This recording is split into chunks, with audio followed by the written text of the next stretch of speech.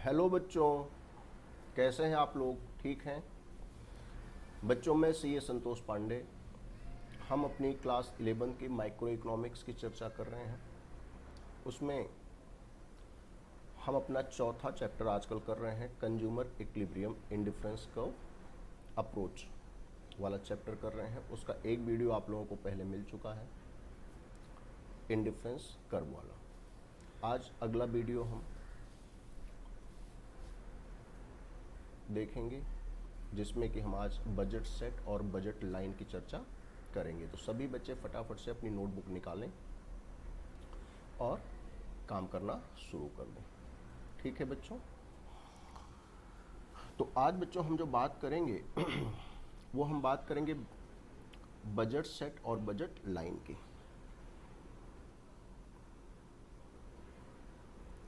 Budget set and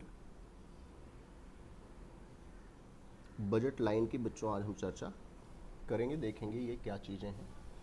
तो सबसे पहले हम बजट सेट देखेंगे। बजट सेट क्या है? तो कहते हैं बजट सेट सभी बच्चे मेरे साथ साथ लिखेंगे। ऐसा नहीं है कि बच्चे आप सब बस देखते रहें, नोट्स बनाएं आप लोग, जिससे आपको इससे ज़्यादा से ज़्यादा लाभ मिल सके। कल को आप इसको रिवाइज भी कर सकें जब आपका एग्ज़ाम हो, है ना? तो इसलिए सभी बच्चों को नोट्स भी बनाना है मेरे साथ साथ। तो बजट सेट क्या है? कहते हैं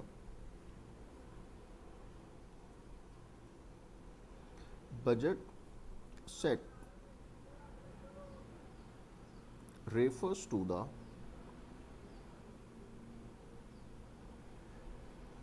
attainable combinations. Budget set refers to the attainable combinations of two goods. Attainable combinations of two goods which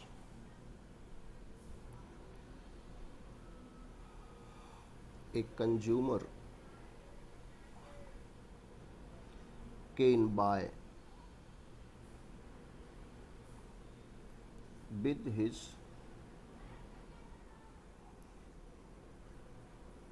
given level of income and given level of prices of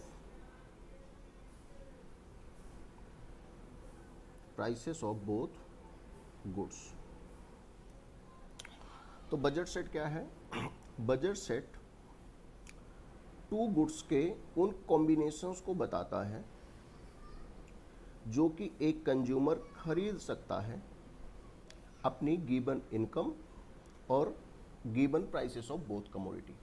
मतलब क्या हुआ कि अगर एक कंज्यूमर है, वो दो गुड्स खरीदना चाहता है और उसके पास कुछ गिवन लेवल ऑफ इनकम है और दोनों कमोडिटीज़ जो वो परचेज करना चाहता है उनका प्राइस भी उसे पता है।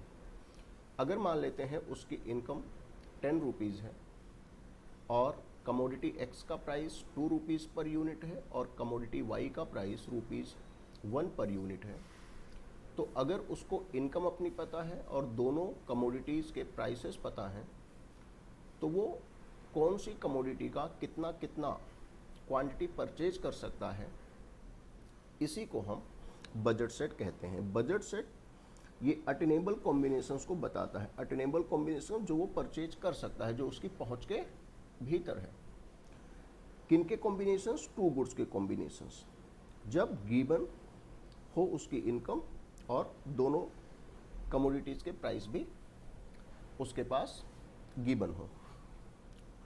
तो budget set refers to the attainable combinations of two goods which a consumer can buy with his given level of income and given level of price of both commodities. अब बजट सेट की एक equation होती है। वो equation क्या है कि price of, आप इसे कैसे भी लिख सकते हैं, P1 X1 plus P2 X2 less and equal to Y। ये आपने बजट सेट की इक्वेशन याद रखनी है। इसका क्या मीनिंग है?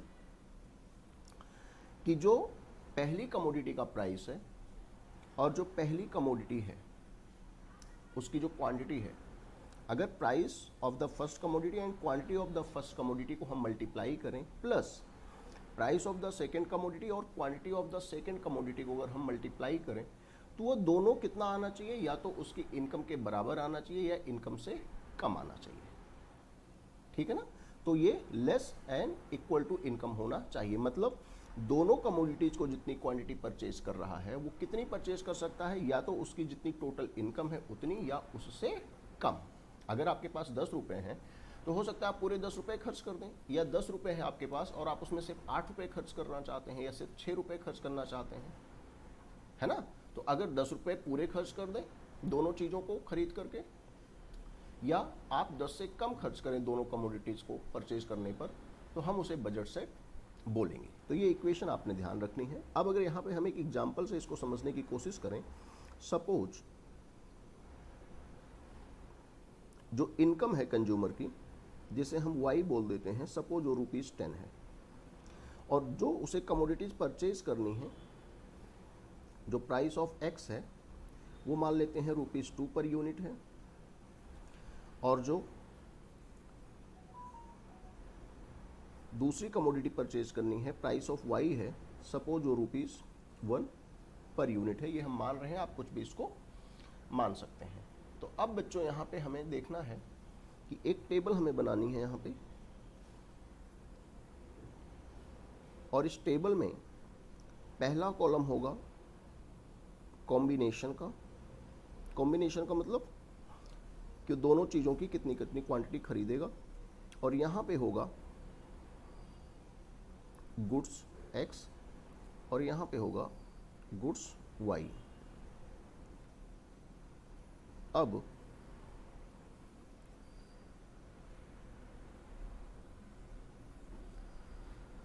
अगर 10 रुपए उसके पास है, अगर वो 10 रुपए जो उसके पास है, अगर वो 10 रुपए से एक भी एक्स की यूनिट ना खरीदे, एक्स की एक भी यूनिट वो ना खरीदे, तो सारे 10 रुपए उसके पास बचे रह जाएंगे। उस 10 रुपए से वो ये बच्चे ₹1 per unit, price of x 2 per unit, price of Y 1 per unit है। तो अगर उसके पास 10 रुपीज़ हैं, उसकी इनकम 10 रुपीज़ है, और वो एक्स की एक भी यूनिट परचेज नहीं करना चाहता है, तो उसके पास सारे पैसे बचे रह जाएंगे। तो वो जो है वाई की कितनी यूनिट खरीद सकता है 1 रुपीज़ के हिसाब से? 10 यूनिट खरीद सकता है ना। लेकिन अगर वो ये डिसाइड करता है कि नहीं, एक यूनिट मुझे एक्स की भी चाहिए, तो उसमें उसके 2 रुपये स्पेंड हो जाएंगे।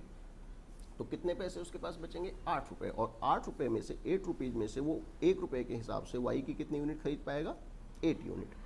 अगर मान लो वो एक्स की 2 यूनिट परचेज करना चाहता है, तो 2 रुपीज़ के हिसाब से 4 रुपीज़ इसके खर्च हो जाएंगे। उसके पास कितने पैसे बचे अब? 6 रुपीज़। तो 1 रुपये के हिसाब से वाई की वो 6 यूनिट परचेज करेगा। इसी प्रकार से अगर वो इसकी 3 यूनिट परचेज करता है तो 6 रुपीज़ उसके खर्च हो जाएंगे। कितने पैसे बचे उसके पास? 4 रुपये। 4 रुपये में 1 रुपये के हिसाब से वाई का कितना खरीदेगा? 4 यूनिट। अगर मान लो इसकी 4 यूनिट परचेज करता है तो 8 रुपये स्पेंड हो जाएंगे, उसके पास 2 रुपीज़ बचेंगे रिमेनिंग, और उसमें से वो 1 रुपये के हिसाब से कितनी चीज़ें खरीद पाएगा? 4 4 2 जा 8 रुपीज़ स्पेंड हो गए हैं, 2 रुपीज़ बचे हैं, तो वो 1 रुपये पर यूनिट के हिसाब से इसकी 2 यूनिट परचेज कर पाएगा। और अगर मान लो वो एक्स की 5 यूनिट परचेज करता है बच्चों, तो फिर अब उसके पास 2 रुपीज़ के हिसाब से पूरे 10 रुपीज़ खर्च हो जाएंगे। अब उसके पास कितने पैसे बच रहे होंगे? कुछ पैसे नहीं बच रहे होंगे उसके पास। तो जब कुछ पैसे नहीं बच रहे होंगे तो फिर वो उसकी यूनिट भी परचेज नहीं कर पाएगा। ठीक है ना। तो अगर उसके पास 10 रुपये हैं, एक्स 2 रुपीज़ पर यूनिट है, वाई 1 रुपीज़ पर यूनिट है, तो इतनी इतनी क्वांटिटीज़ एक्स और वाई की परचेज कर सकता है। और इसको हम बोलेंगे ए, बी, सी, डी, ई, एफ। ठीक है ना। अगर वो सपोज ए कॉम्बिनेशन को चूज करता है तो एक्स की एक भी यूनिट नहीं मिलेगी, लेकिन वाई की वो 10 यूनिट परचेज कर सकता है।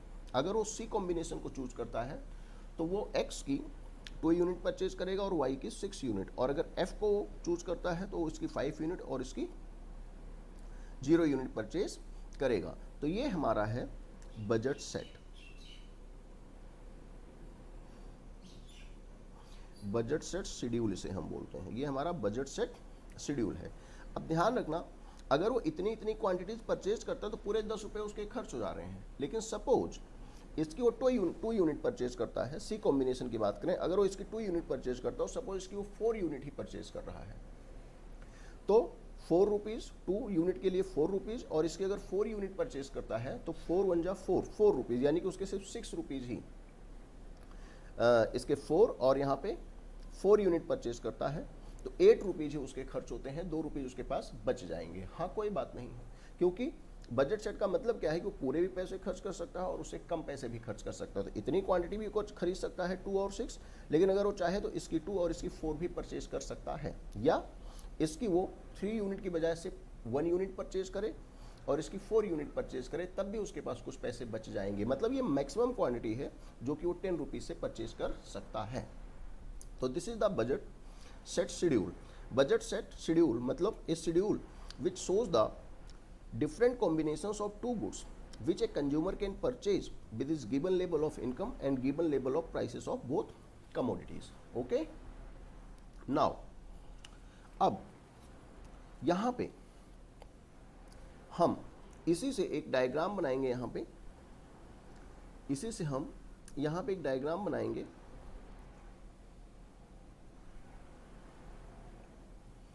ये है गुड्स X, ये है गुड्स Y। ठीक है बच्चों, अब ये 0 से 5 तक है X, तो 1 2 3 4 और 5। ये 0 से 10 तक है 2 4 6 8 एंड 10।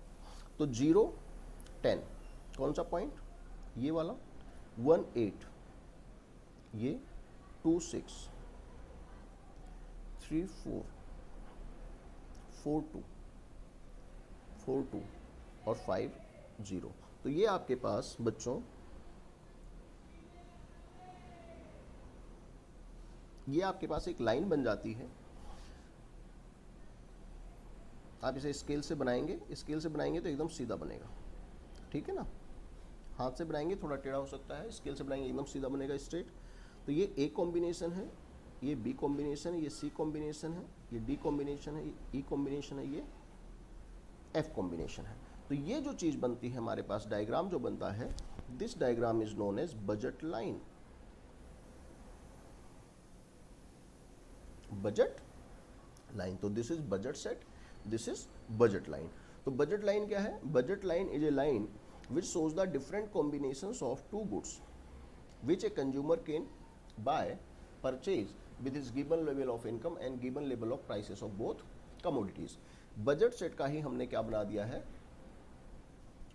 डायग्राम बना दिया है और उसे हमने बजट लाइन का नाम दिया है। तो अगर इसको हम डिफाइन करें कि व्हाट इज बजट लाइन, तो बजट लाइन को अगर हम डिफाइन करें,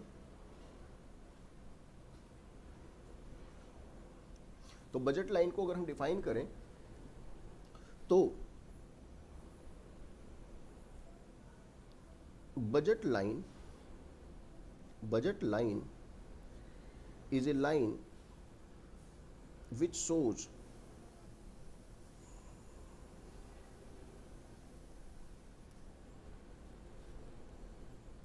different combinations, which shows different combinations of two goods which a consumer can buy with his given income and given prices of both goods, given prices of both goods. तो budget line shows different combinations of two goods which a consumer can buy with his given level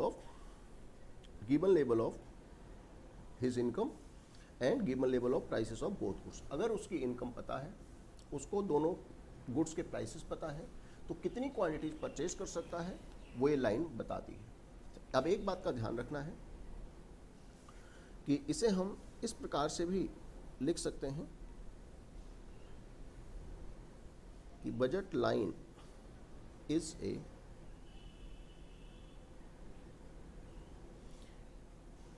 graphical presentation of budget set. Budget line क्या है? Graphical presentation है किस चीज का? Budget set का। Budget set का ही अगर हमने ग्राफ बना दिया है तो वी गेट बजट लाइन। तो दोनों प्रकार से आप इसे डिफाइन कर सकते हैं। अब ध्यान दीजिएगा बच्चों कि जो प्राइस ऑफ फर्स्ट कमोडिटी है और जो फर्स्ट कमोडिटीज की क्वांटिटीज़ हैं प्लस जो प्राइस ऑफ सेकेंड कमोडिटी है और जो सेकेंड कमोडिटीज़ का प्राइस क्वांटिटी है, अगर उन दोनों को आप जो खर्च कर रहे हैं पैसे पहली कमोडिटी और दूसरी कमोडिटी पे जो पैसे आप स्पेंड कर रहे हैं, अगर आप उसको टोटल करें तो यहाँ पे आपके इनकम के बराबर होनी चाहिए। इस बात का ध्यान रखना है। बजट लाइन और बजट सेट में एक जो बेसिक डिफरेंस है बच्चों, बजट लाइन और बजट सेट में जो एक बेसिक डिफरेंस है कि बजट सेट में यहाँ पे दोनों कमोडिटीज़ पे जो पैसा खर्च करते हैं आप, वो आपकी इनकम के बराबर भी हो सकता है। मतलब आप पूरे 10 रुपये भी दोनों कमोडिटीज़ पे खर्च कर सकते हैं और 10 से कम भी खर्च कर सकते हैं। Less and equal to Y है। जबकि प्राइस लाइन में यहाँ पे लेस नहीं है, यहाँ पे इक्वल ही है। मतलब दोनों प्राइसेस पे जो पैसा आप खर्च कर रहे हैं, दोनों कमोडिटीज़ की जो क्वांटिटीज़ आप परचेज कर रहे हैं, उनके परचेज करने पे आप सारे पैसे अपने खर्च कर दे रहे हैं। पूरे 10 रुपीज़ आप यहाँ पे खर्च कर दे रहे हैं। तो this is the basic difference between budget set and price line. इस बात का हमें ध्यान रखना है। मतलब बजट सेट का मतलब तो मैं इसकी 2 और इसकी 6 यूनिट भी परचेज कर सकता हूँ, लेकिन उससे कम भी परचेज कर सकता हूँ, तो मेरे पास कुछ पैसे बच जाएंगे। लेकिन प्राइस लाइन में हम पूरे प्राइस लाइन पे पूरे प्राइस लाइन के ऊपर जो कॉम्बिनेशन हैं उन्हीं की बात करते हैं, किसी भी कॉम्बिनेशन की, और उस पर आप पूरे के पूरे पैसे आपके खर्च हो जाते हैं। तो this is the basic difference between budget set and budget line. तो आपको ये ध्यान रखना है, ये इक्वेशन के बारे में तो विशेष रूप से आपको ध्यान रखना है कि क्या मामले यहाँ पे हैं हमारे पास। ठीक है बच्चों, तो आशा करता हूँ आपको चीज़ें समझ आ रही होंगी। एक बात और यहाँ पे ध्यान रखनी है, अगर सवाल आ जाता है कि व्हाट इज बजट सेट, तो आपने ये डेफिनेशन और ये बनाना है, आपको डायग्राम इक्वेशन भी लिखनी है। अगर सवाल आ जाता है व्हाट इज बजट लाइन, तो फिर बजट लाइन की ये डेफिनेशन आपको लिखनी है, ये इक्वेशन लिखनी है और आपको ये बनाना है। ठीक है ना। अच्छा, दूसरी बात है कि अब थोड़ा सा हम आगे चलते हैं। ये जो हमारे पास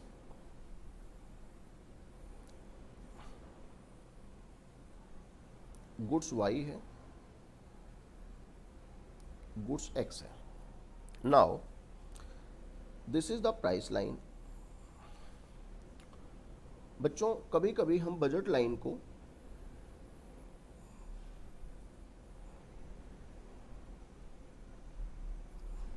प्राइस लाइन भी बोल देते हैं, बजट लाइन को हम कभी कभी प्राइस लाइन भी बोल देते हैं। ठीक है ना। वैसे ज़्यादा फेमस नाम इसका बजट लाइन ही है, तो ये बजट लाइन है हमारा। ये इस पे कॉम्बिनेशन है सारे A B C D और E, ये कुछ हमारे कॉम्बिनेशंस हैं। तो अगर वो बजट लाइन की बात करता है तो इसका मतलब है कि वो बजट लाइन पे जितने भी पॉइंट हैं वो अपनी गिवन इनकम और given prices of both commodities से वो इतनी क्वांटिटी परचेज कर सकता है। ठीक है ना। हाँ, अगर वो इस पॉइंट पे परचेज करता है तो उसके सारे पैसे स्पेंड हो जाएंगे, सारी उसकी इनकम खर्च हो जाएगी। लेकिन अगर वो इसके अंदर किसी पॉइंट पे परचेज करना चाहे तो इसका मतलब है कि अब वो इसकी भी y की भी कम यूनिट परचेज कर रहा है और x की भी कम यूनिट परचेज कर रहा है, लेकिन वो परचेज कर सकता है। अगर ऐसा करता है तो फिर वो कहीं ना कहीं बजट सेट वाली बात आ जाती है। बजट सेट का मतलब क्या है कि वो बजट लाइन पर भी परचेज कर सकता है, पूरे पैसे खर्च कर देगा, या कम पैसे खर्च करके थोड़ा अंदर भी किसी पॉइंट पे परचेज कर सकता है। तो बजट सेट का मतलब कि इस लाइन पर भी परचेज कर सकता है और अंदर भी परचेज कर सकता है, क्योंकि उसका मतलब क्या है कि पूरे पैसे भी खर्च कर सकता है और कम भी पैसे खर्च कर सकता है, दैट इज बजट सेट। लेकिन बजट लाइन में वो इस पॉइंट पर ही ABCD जो प्राइस जो बजट लाइन पर पॉइंट फॉल कर रहे हैं उन्हीं पे किसी पॉइंट पे वो परचेज करेगा, अगर वो बात करेगा बजट लाइन की। तो बच्चों ध्यान दीजिएगा, ये जो पॉइंट है, सपोज ये पॉइंट है F, ये जो पॉइंट है और ये जो पॉइंट है C, मतलब बजट लाइन के ऊपर कोई भी पॉइंट या जो अंदर कोई पॉइंट है, बजट लाइन के विद इन कोई पॉइंट है, तो इन्हें हम बोलते हैं attainable combination. Attainable combinations, attainable का मतलब वो इनको प्राप्त कर सकता है, वो इतना परचेज कर सकता है। अटेन का मतलब वो उसकी पहुंच के बाहर, पहुंच के भीतर है। भाई अगर आपके पास 10 रुपए हैं तो आप पूरे 10 रुपए भी खर्च कर दें, यानी कि आप सी की बात कर रहे हैं। अगर आपके पास 10 रुपए हैं, आप 8 रुपए भी खर्च कर सकते हैं, यानी कि आप F पॉइंट की बात कर रहे हैं। तो दोनों ही काम आप कर सकते हैं, तो दोनों को हम बोलते हैं अटेनेबल कॉम्बिनेशन। लेकिन बच्चों अगर मान लो एक पॉइंट कोई यहाँ पे भी है, सपोज G पॉइंट है, तो आपकी इनकम तो 10 रुपीज़ है और 10 रुपीज़ में आपका बॉर्डर ये है, यानी कि आप इससे ज़्यादा आप परचेज नहीं कर सकते हैं, तो इसे हम बोलते हैं non attainable combination. Non attainable combination, non attainable combination का मतलब कि आप चाह करके भी यहाँ पे नहीं पहुँच सकते, इतनी क्वांटिटी आप परचेज नहीं कर सकते, क्योंकि आपके पास कंस्ट्रेंट है। कंस्ट्रेंट का मतलब बच्चे आपके पास एक लिमिट है कि आप जो है इतना ही खरीद सकते हैं या इससे भीतर खरीद सकते हैं। ठीक है बच्चों, तो एक शब्द मैंने बोला कंस्ट्रेंट। तो बच्चे कई बार हम बजट सेट को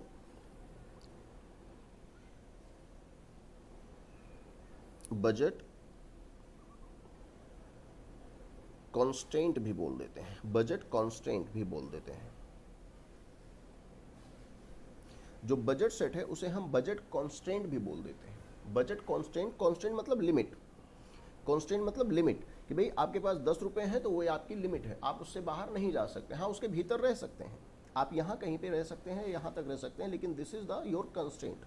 आप कम भी खरीद सकते हैं, इतना भी खरीद सकते हैं, आप F पे भी आ सकते हैं या इस लाइन पे भी आ सकते हैं, लेकिन वही फिर आपकी लिमिट है, दैट इज योर कंस्ट्रेंट। आप उसके बाहर नहीं जा सकते।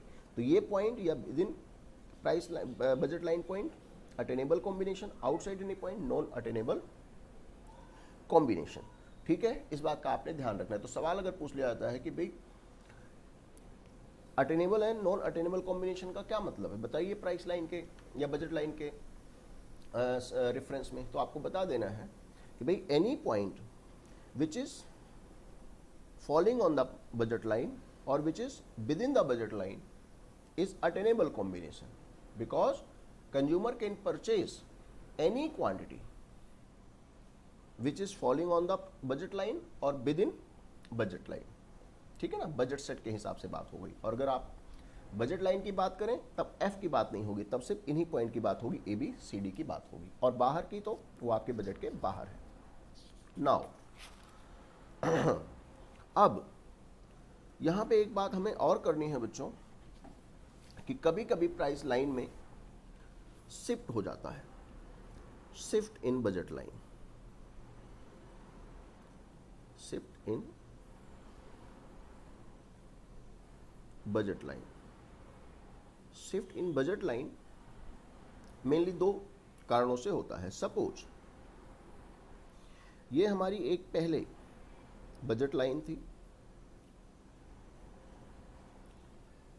गुड्स X गुड्स Y, ये पहले हमारी एक बजट लाइन थी, ठीक है ना, AB, ये हमारी एक बजट लाइन थी AB। अब बच्चों सपोज कि कंज्यूमर, ये कब था, जब उसकी इनकम कितनी थी, ₹10, तब वो इतना परचेज कर सकता था मैक्सिमम। लेकिन अब मान लेते हैं कि उसकी जो इनकम है वो इंक्रीज होकर के हो गई 20 रुपीज़। भाई इनकम बढ़ भी तो सकती है ना, हाँ बढ़ सकती है, तो फिर क्या होगा केस,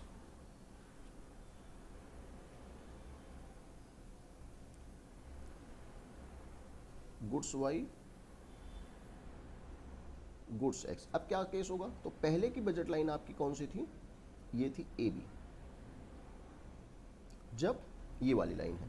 अब जब आपकी इनकम बढ़ जाएगी तो अब आप दोनों ही कमोडिटीज को पहले से ज़्यादा परचेज कर पाएंगे। तो अब आपकी बजट लाइन हो जाएगी A1 और B1। जब आपके पास पैसे ज़्यादा हो गए तो अब आप X की भी ज़्यादा यूनिट परचेज करेंगे और Y की भी आप ज़्यादा यूनिट परचेज कर पाएंगे। यहाँ पे हम ये मान के चल रहे हैं कि प्राइसेस आर कांस्टेंट, कि जो प्राइसेस हैं वो कांस्टेंट है, वो 2 रुपीज़ 1 रुपीज़ पर यूनिट के हिसाब से ही है, बस इनकम में इंक्रीज हो रहा है। तो अगर इनकम में इंक्रीज होगा तो जो प्राइस लाइन है वो शिफ्ट हो जाएगी,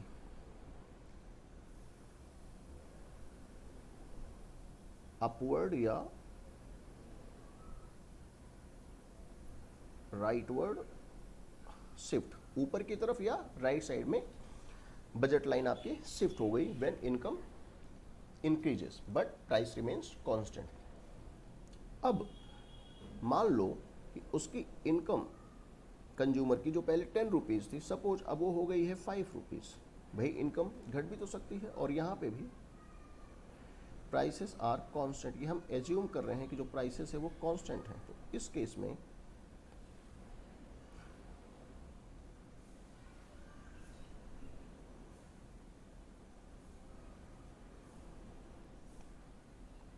ये गुड्स वाई, बड़े सारे बच्चे ऐसे होते हैं कि वो गुड्स एक्स गुड्स वाई लिखते ही नहीं है, यहाँ पे जीरो भी नहीं लिखते और बस ऐसे ही डायग्राम बना के आ जाते हैं, और फिर टीचर भी क्या करता है, ऐसे ही उसको गलत कर देता है। ठीक है बच्चों, तो गुड्स एक्स गुड्स वाई ज़रूर लिखना है आपने, जीरो ज़रूर लिखना है, ठीक है ना। तो मान लो पहले ये हमारी कोई बजट लाइन थी ए और बी, ए भी बजट लाइन थी। अब हुआ क्या कि इनकम कम हो गई, ये तो ये वाली लाइन है ना इनिशियल, अब इनकम आपकी कम हो गई है, तो अब आप दोनों ही कमोडिटीज पहले से कम परचेज कर पाएंगे क्योंकि इनकम आपकी कम हो गई है। तो अब आपका जो प्राइस लाइन होगा वो A1 और B1 होगा। अब आप दोनों ही कमोडिटीज कम परचेज कर पाएंगे बिकॉज आपकी इनकम कम हो गई है। तो ऐसे में ये हमारा किधर आ गया है, ये हमारा हो गया है डाउनवर्ड या लेफ्टवर्ड शिफ्ट हो गया है आपका बजट लाइन। तो ध्यान रखिएगा, बजट लाइन शिफ्ट कब होती है, अपवर्ड या राइटवर्ड, अपवर्ड या डाउनवर्ड शिफ्ट कब होती है, अपवर्ड मतलब राइटवर्ड या लेफ्टवर्ड शिफ्ट कब होती है, when income of the consumer, income या तो इंक्रीज हो या decrease, then there is a shift in the budget line whether upward और राइटवर्ड। ठीक है। अच्छा, एक इसमें और कॉन्सेप्ट आता है rotation of budget line. Rotation of budget line का भी इसमें एक कॉन्सेप्ट आता है छोटा सा। तो उसमें क्या है बच्चों कि इसमें हमारे पास जो है 4 डायग्राम हम इसमें देख सकते हैं। इसमें 4 पॉसिबिलिटीज हो सकती हैं। तो first case, second case, third case and fourth. इसमें 4 पॉसिबिलिटीज हो सकती हैं बच्चों। फटाफट से मेरे साथ साथ सभी बनाते रहें, ऐसा ना हो कि आप बस देखते रहें। आप अगर हाथ से लिखेंगे तो आपके लिए वो दिमाग में बैठ जाएगा, अगर आप सिर्फ सुनते रहेंगे देखते रहेंगे तो फिर भूल जाएंगे आप। ठीक है। तो ये है हमारा goods X, goods Y, goods X, goods Y, goods X, goods Y, goods X, goods Y. अब ये वाला केस, ये पहले हमारी कोई बजट लाइन थी, ए भी बच्चों हमारी पहले कोई बजट लाइन थी। ठीक है ना। अब ध्यान दीजिएगा, सब में एक शुरुआत वाली बजट लाइन थी।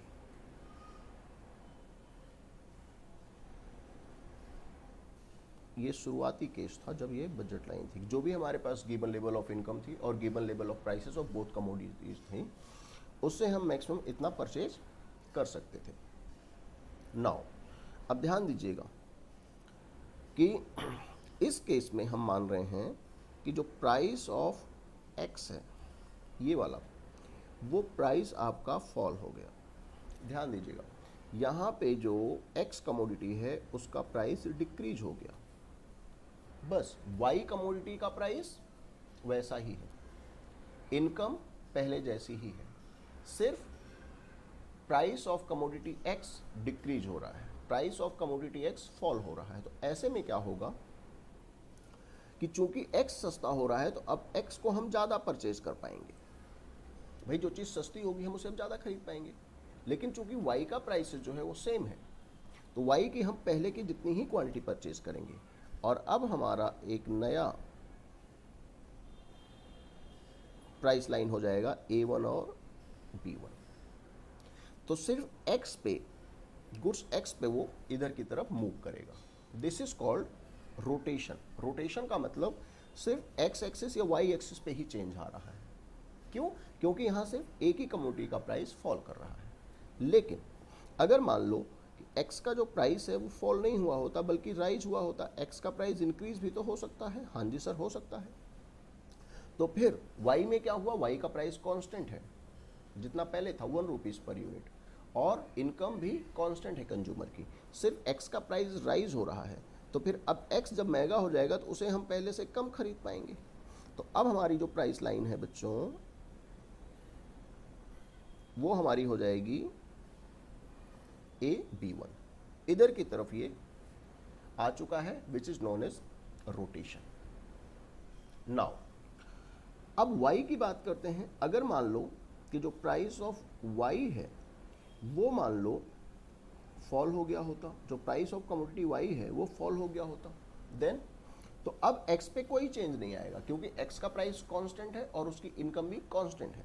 x का प्राइस अगर फॉल हुआ है, अगर x का प्राइस फॉल हुआ है बच्चों, तो अब हम अगर y का प्राइस फॉल हुआ है तब y हम ज़्यादा खरीद पाएंगे, और y अगर हम ज़्यादा खरीदेंगे तो अब हमारा जो प्राइस लाइन है वो ये हो जाएगा, यानी कि BA1। ठीक है ना? B पे तो वही पॉइंट रहेगा क्योंकि x के प्राइस में कोई चेंज नहीं हो रहा है, सिर्फ y का प्राइस चेंज हो रहा है। तो फिर और वो भी चेंज क्या हो रहा है? फॉल कर रहा है। तो हम y की अब ज़्यादा क्वांटिटी परचेज कर पाएंगे, और ज़्यादा का मतलब अगर ये 0 है तो ज़्यादा ऊपर जाएगा। नाउ अगर y का प्राइस जो है वो राइज हो गया होता, y का प्राइस अगर इंक्रीज हो गया होता, तो फिर अब हम y जो है पहले से कम खरीद पाते। तो कम अगर खरीद पाते तो फिर अब मान लो इतना खरीद पाते। तो अब हमारी जो प्राइस लाइन हो जाती बच्चों वो ये हो जाती A1B। तो ध्यान रखना है यहाँ पे कि जब रोटेशन की बात करते हैं तो यहाँ पे आपको एक बात का ध्यान रखना है कि जो हमारी इनकम है वो हम कांस्टेंट मानते हैं। इनकम को हम क्या मानते हैं? कांस्टेंट। ये हम एज्यूम करके चल रहे हैं कि इनकम में कोई चेंज नहीं होगा। और एक और एजम्पशन मानते हैं, क्या? जो अदर कमोडिटी है, जो अदर कमोडिटी है उसका प्राइस भी क्या रहेगा? कांस्टेंट। ये हम एजम्पशन लेके चल रहे हैं। जैसे कि इनकम तो चारों केसेस में ही कांस्टेंट है, लेकिन जैसे यहाँ एक्स की बात कर रहे हैं तो अदर कमोडिटी यानी कि वाई का प्राइस जो है वो क्या रहेगा? कांस्टेंट। यहाँ पे हम वाई की बात कर रहे हैं तो अदर कमोडिटी का प्राइस कांस्टेंट रहेगा, यानी कि एक्स का प्राइस यहाँ पे कांस्टेंट रहेगा। तो ये सारी बातें थी हमारी बजट सेट से रिलेटेड। तो क्या क्या बातें इसमें हमने देखी, ज़रा एक बार बताइए। Budget set, definition, equation, diagram, इसी से हमने बजट लाइन ड्रॉ करा। अच्छा, बजट सेट को और क्या बोलते हैं? Budget constant. बजट लाइन देखा हमने, वही है, बस उसका एक डायग्रामेटिक प्रेजेंटेशन है, लेकिन यहाँ पे सारे पैसे स्पेंड हो जाते हैं, ये इसकी इक्वेशन है। बजट लाइन को कभी कभी हम प्राइस लाइन भी बोल देते हैं। ये हमने डायग्राम इसका ये बना लिया है। फिर हमने देखा कि जो प्राइस लाइन या बजट लाइन के ऊपर जो पॉइंट होते हैं, जो अंदर पॉइंट होते हैं, all points are attainable points, attainable combination. Consumer can purchase any quantity falling on the budget line और within the budget line. लेकिन अगर कोई आउटसाइड पॉइंट है तो वो अटेनेबल कॉम्बिनेशन नहीं है, आपके पास जितने पैसे हैं आप उससे इतनी क्वांटिटी परचेज नहीं कर सकते। फिर हमने देखा कि shift in budget line upward या राइटवर्ड शिफ्ट, अपवर्ड या राइटवर्ड या डाउनवर्ड या लेफ्टवर्ड शिफ्ट हो सकता है कब, जब income of the consumer changes, increases और डिक्रीजेस। यहाँ पे इनकम क्या हो रही है बताइए, यहाँ पे इनकम क्या हो रही है, इंक्रीज हो रही है ना, 10 से 20। यहाँ पे इनकम क्या हो रही है, फॉल कर रही है, इनकम यहाँ पे फॉल कर रही है, कितनी, 10 से 5। अच्छा जी, उसके बाद यहाँ पे हम इनकम में चेंज करते हैं और प्राइसेस को हम कांस्टेंट मानते हैं, ठीक है ना। ये कुछ अजम्पशंस है जो आपने ध्यान रखनी है, वरना आपको फिर कंफ्यूजन होगी कि यार ये क्या हो रहा है। रोटेशन ऑफ बजट लाइन में सिर्फ एक ही कमोडिटी का प्राइस या तो इंक्रीज होगा या डिक्रीज होगा और दूसरे का जो है प्राइस कांस्टेंट रहेगा और इनकम तो कांस्टेंट रहेगी। तो बच्चों ये सारी बातें थी हमारी जो कि बजट सेट और बजट लाइन से रिलेटेड थी, ठीक है ना। तो इसको आप पढ़ें, इससे आप ज़्यादा से ज़्यादा लाभ उठाएं, यही आशा है। और एक और बात आज मैं कहना चाहता हूँ आप लोगों से, अगर ये वीडियोज़ आप लोगों को लगता है कि कुछ बेनिफिशियल है, इससे आपको कोई फ़ायदा पहुँचता है, आप इससे कुछ सीखते हैं, तो बच्चों आप लोग इसको लाइक करें, सब्सक्राइब करें और अपने दोस्तों को भी शेयर करें और वो बेल भी बजाएं, जिससे कि कोई वीडियो मैं अगर डालूंगा तो आप लोगों को तुरंत मिलेगी, ठीक है। तो थोड़ा सा ये काम भी किया करें।